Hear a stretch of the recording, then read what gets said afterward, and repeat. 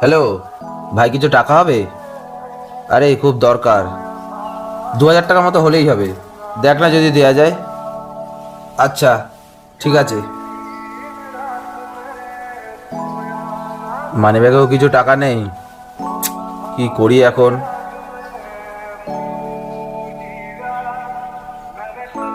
কালাই তোমার কি হয়েছে? না না বাবা, কিছু হয়নি। কোথা থেকেও যদি কিছু টাকা পাওয়া যেত খুব ভালো হতো। টাকাই এ নাও, এটা থেকে টাকা নিয়ে নাও।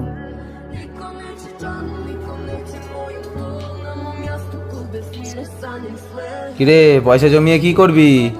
আমি একটা বড় নৌকা নিবি। আচ্ছা আচ্ছা, জমা জমা।